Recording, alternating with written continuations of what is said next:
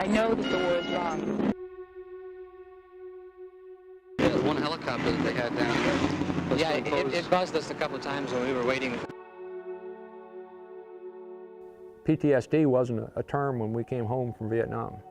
Most of the guys were told it's shell shock, it's battle fatigue, it'll wear off, go home, you know, no problem. They were starting families, they were starting new jobs, a lot of them went back to school. So the horrors of war were put to a back part of their mind. But when they have the time now, as they're sitting there watching TV and something comes on the TV or they're listening to music and a song comes up, triggers now are bringing that stuff out of the back of their minds and to the forefront. That's why a lot of the Vietnam vets today are having issues that they didn't have for the last 40 years because life has changed for them now.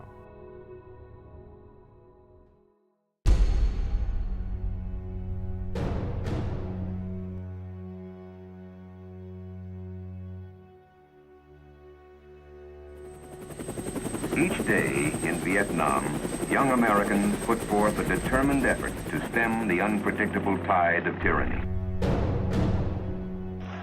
I think we faced an extremely serious and intensified struggle with the communists.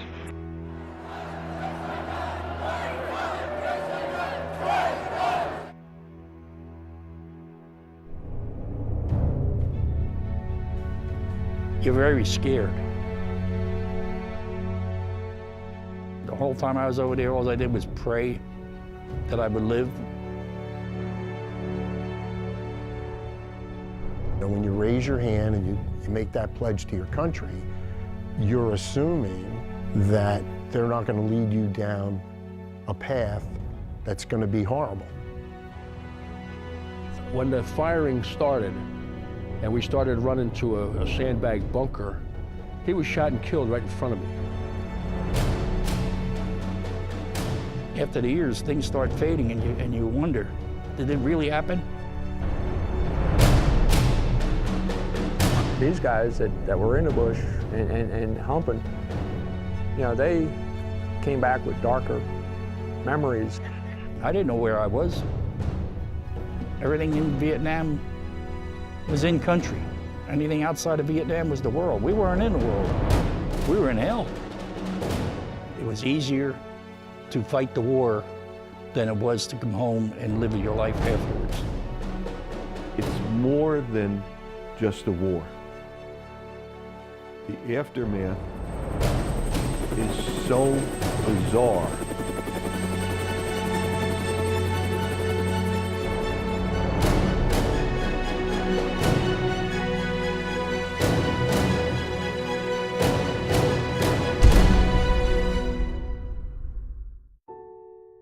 So talking about over there, like the first time being shot at, I didn't know I was being shot at, and seeing guys getting blown apart and stuff like that. Yeah, that's not what I'd like to talk about.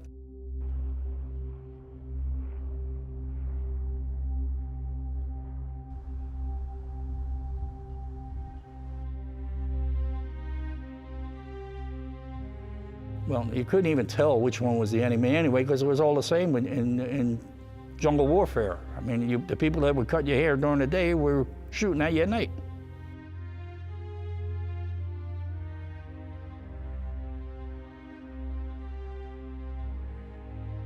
When I first came back from Vietnam, I was laying in bed. My mother touched me when I was sleeping. She said I almost killed her. I just reacted. I don't remember it. She reminded me later on about it.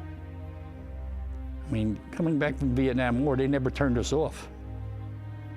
They wound us up like a clock and never unwound us. I came home and I guess I was a different person. Everybody else noticed it more than I did. My name is Casper Anthony Everhard Jr.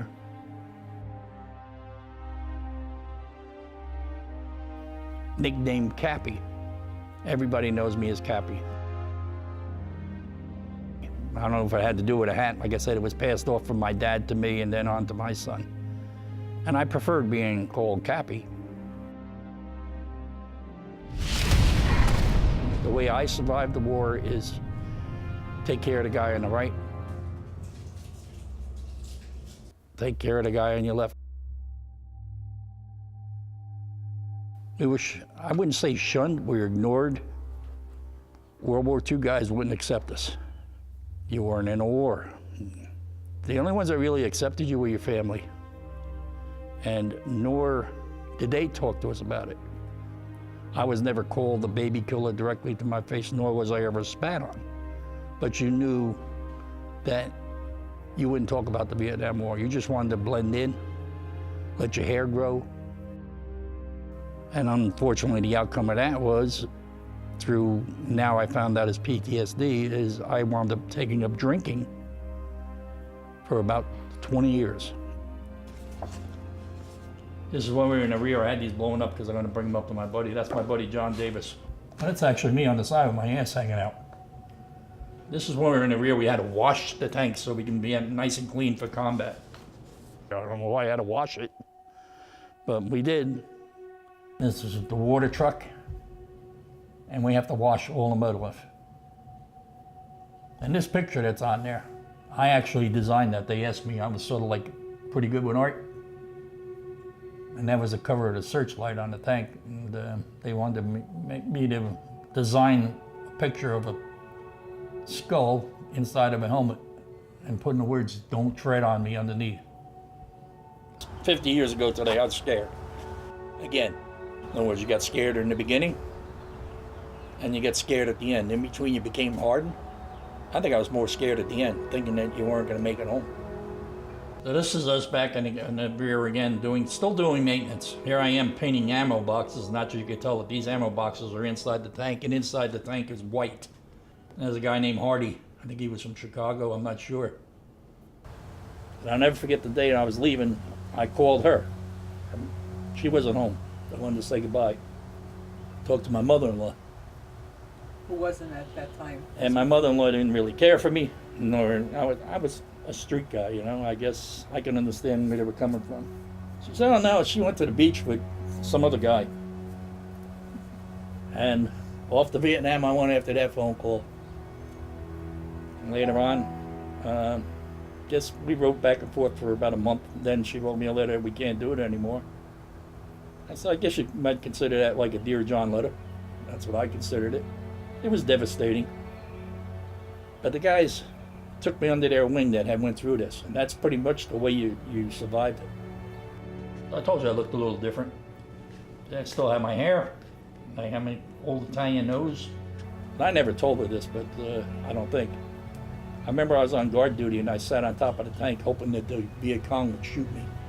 I wouldn't shoot myself, but I sat like a silhouette all night long. Here I am, somebody shoot me. Anyway, after a few months, these guys hooked me up with pen pals, and we got to write to different girls. And it was nice to have somebody to write to. I couldn't write to her. I must have went through 15, 20 jobs before I finally found a company that would accept me for who I was and that I could retire from. And the only reason I took that job was for my family, so I could raise them. We're looking at the graduation picture after, I don't know, I guess it was 12 weeks of boot camp. I can't even remember how many weeks ago, it was so long ago.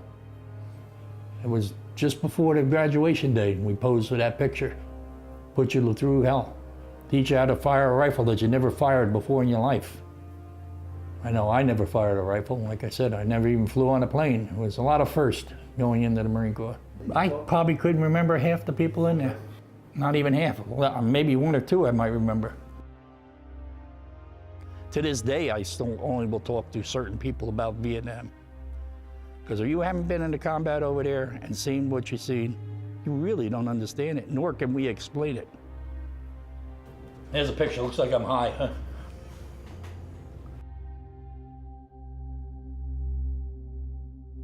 Well, I didn't receive my Purple Heart till 20 years after I got out of the Marine Corps. I didn't ask for it, didn't want it. Give it to the guys that lost their arms, their legs, their lives. They're the ones that earned it. I'm here. They put me back together. I'm happy. The end's got the best taste. It's easier to handle. I chew on it. It's juicy. That's like if I sit on my porch now and I'll sit out there and smoke a cigar. I earned that right. I could fly my flag. I earned my right.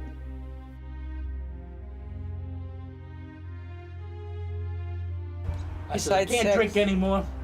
Sex is so infrequent. What's left? My cigars, and I ain't about ready to quit. You think about Vietnam every day. Every day. That doesn't ever go away.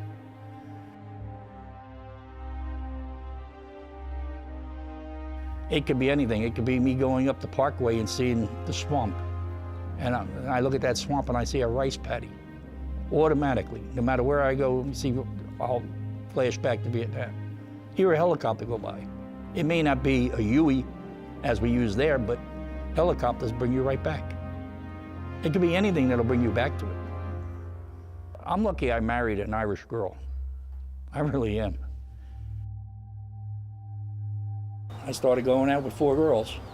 She wound up being one of the 4. True, it's a weird coincidence because, well, if it wasn't for her, I probably wouldn't be here today. I guess pretty much the way I'd like to be remembered is being a proud American. Honor the warriors. That's why you have what you have.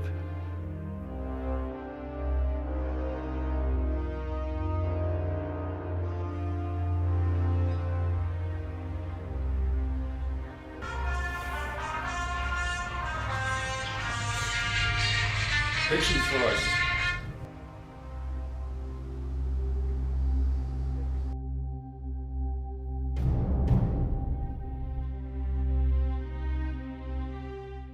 We killed a sniper one time, and he was trying to swim away from us, but the M60 guy got him, and when we pulled him up, he was swimming away with half his face gone.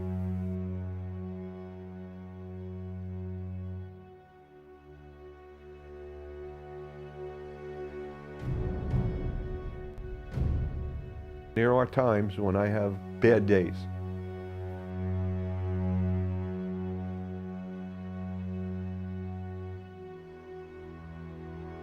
Being an artist, I would rather make love instead of war.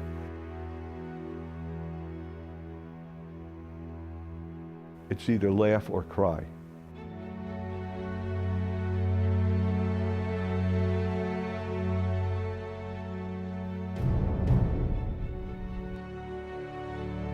It's not an easy thing to see a person with their whole insides hanging out.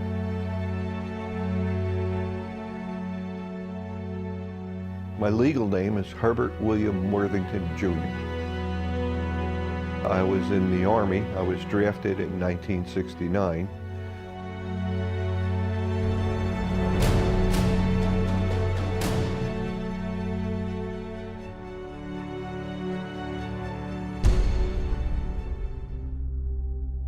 He just got a letter one day and our life changed.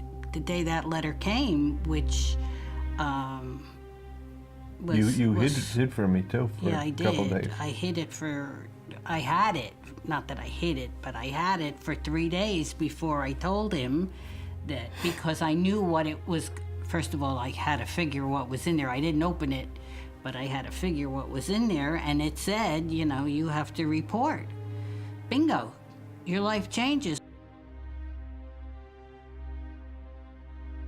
Now at this point in time, it would take about a week for a letter from me to get to her. Well, the delay was really bad because we never knew whether you were alive or not.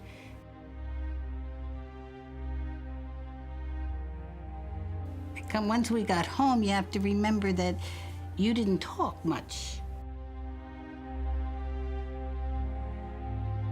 I didn't allow balloons at the birthday party because naturally they break, and to me the sound was just like an AK.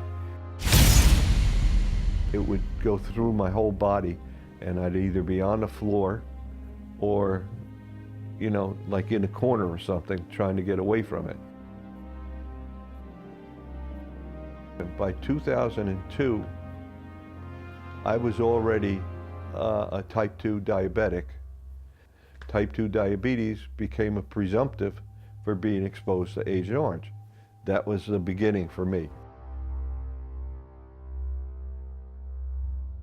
Because of Agent Orange, I can honestly say that the war will not be over for our group. And that goes on to our children, grandchildren, great-grandchildren, as much as 7 generations.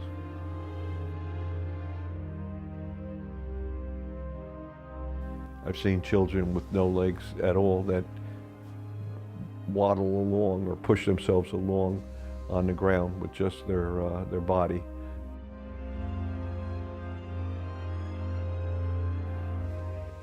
I think I would like to be remembered as a fellow that tried to do his best, whether it was in the service, as an artist, as a husband, and as a father. I know that I've fallen short, and this is tough. Just a guy that I've tried to do my best. I've done some good in the world.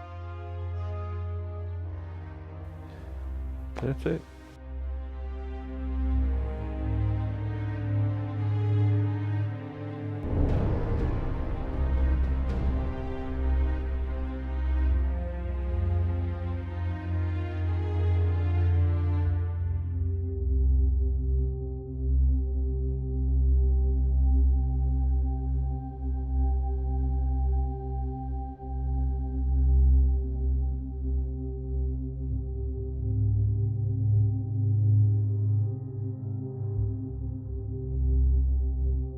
You're seeing 18, 19, 20-year-old kids, bad wounds, you know, squeezing your hand, asking if they're going to make it, are they going to get home to see, and I mean, you got to, yeah, don't worry about it, you're going to do fine, and you know, they're not.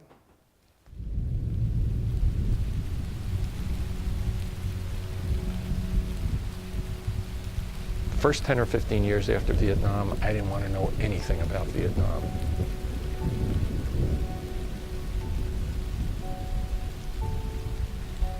You're always afraid. Anybody that tells you they were in combat, I don't care, Vietnam or any other theater war, that tells you they were never afraid, or either a psychopath or a liar or a psychopathic liar. You're always afraid.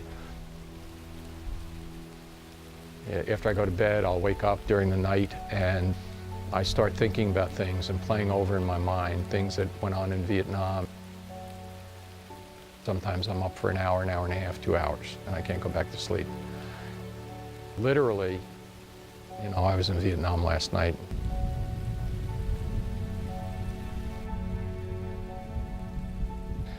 If you're in a firefight and you're in these moments of terror, it's terrible, it's chaotic. People are screaming, yelling, people are getting wounded, killed, and that's pretty bad. But probably just as worse, if not, is you're walking through the jungle, you're walking down a road, and nothing's happening, and you're looking to either side and saying, is somebody gonna pop out of there and shoot me? Am I gonna step on a tripwire and a booby trap's gonna blow up and kill me?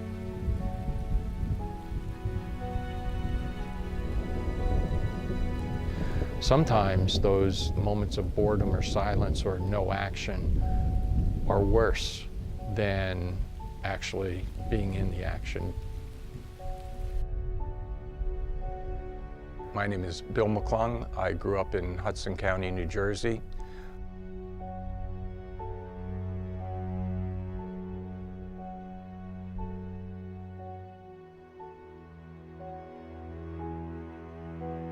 The worst nightmare is multiple casualties, because then what you have to do is you have to do a triage, and you have to decide, who am I going to treat first, second, and third. And whoever you pick, the second or third guy might not survive by the time you get to him. So it's a terrible decision.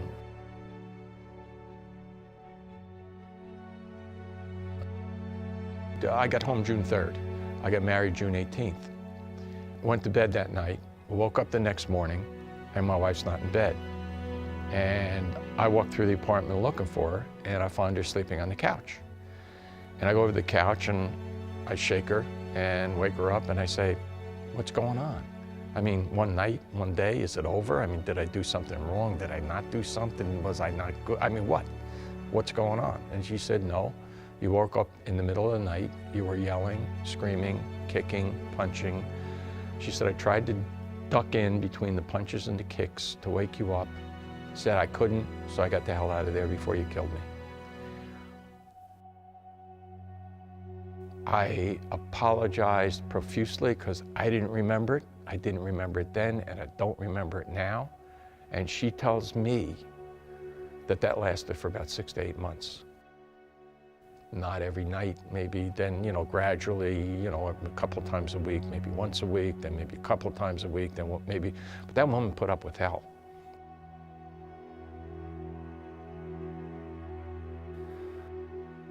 One of the kids asked me once, he said, did you ever save anybody's life?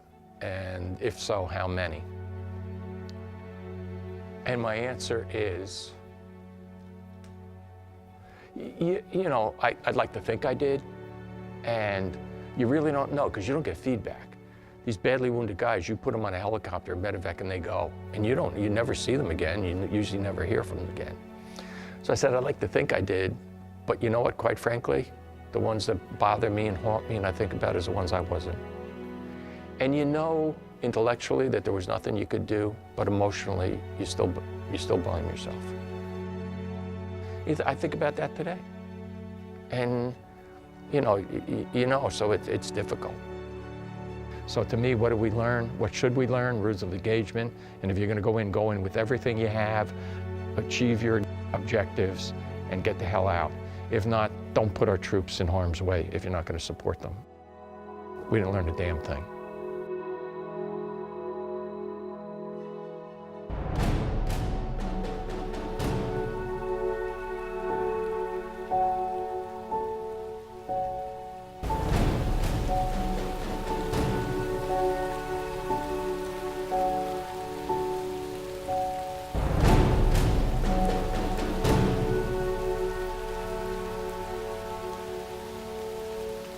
In the 40 years since I've been back, I think I've probably not ever slept through the night.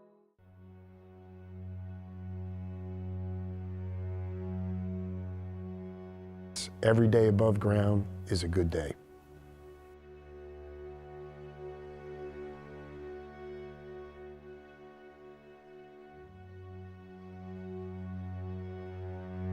From a psychological standpoint, I was pretty okay.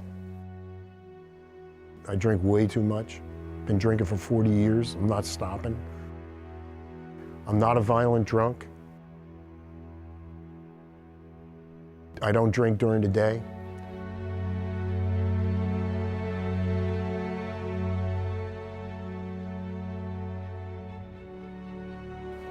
I was not a good student in school.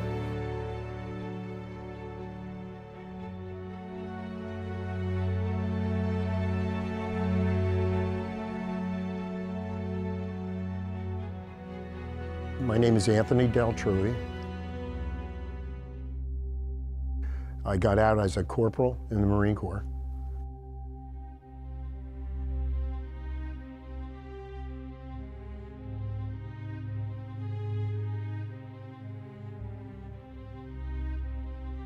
I was a badass.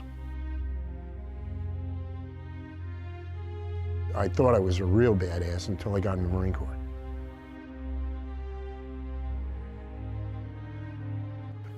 This is the control tower in Chulai. These 4 or 5 little guys used to come up to the Jeep every time I went out there, give them candy, and I just tagged this one Our Gang, Vietnam style. And that last shot there is a downed H-46 being airlifted out with a H-53. In the background on the mountain, you can see what looks to be like landslides. That was a B-52 bombing. I got back in October of '69, You know, all the rioting in '67 and '68 had already happened. Obviously, this is the Christmas show, 1968. Bob Hope, Rosie Greer, Miss World, Anne Margaret, and some of the gold diggers from the Dean Martin show. Now, man, I bring you great news from the land of liberty. It's still there. You may have to cross a picket line to see it, but it's there. But don't worry about those riots you hear about in the States. You'll be sent to survival school before they send you back there. I got an early out. I was going to get out from El Toro, California. So I had to go through LAX. And LAX was one of those places where there was a lot of negative going on. So I heard about that, and I was concerned about how I might react. So I went out and bought a suit. And I bought this three-piece suit. And then I realized that in order to get the 50% off your flight, you had to be in military uniform. So the day I got discharged, I got in my uniform, went to LAX, got catcalled, got spit at. I got on the plane, and I took my uniform, and I put it in the garbage.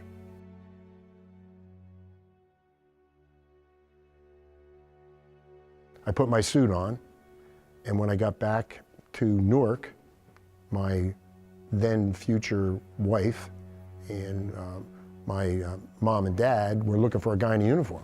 You know, I just came back from Vietnam. And they asked me, what are you doing in a suit? And I said, it's a long story, and that's behind me, and let's go on with our lives.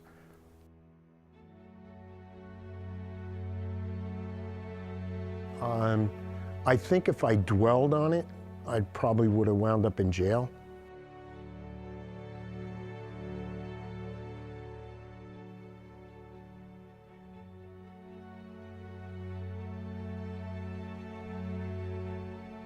I'm not a pacifist in any way, shape, or form.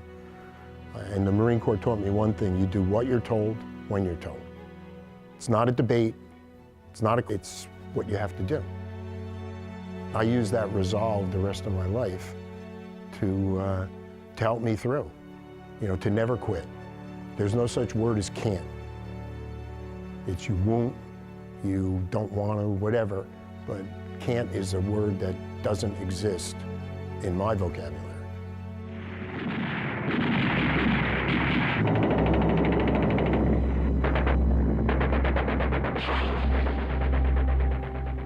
I never let Vietnam drive my life.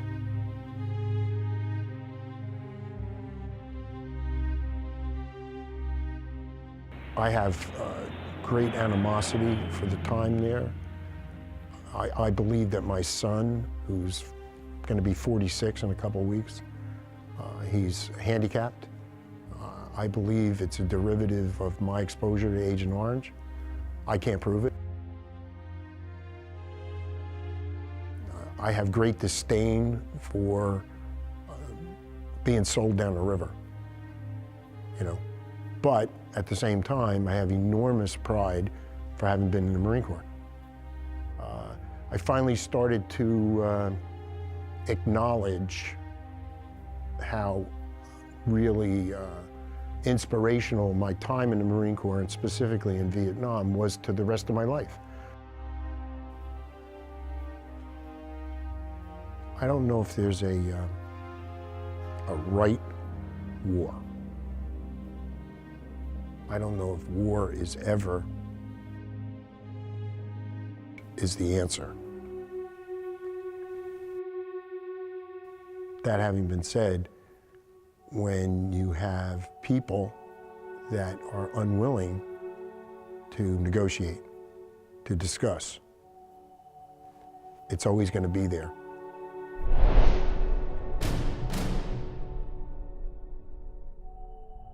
If there was one thing that everybody should know about the Vietnam War, it was wrong. I see nothing good that came out of it.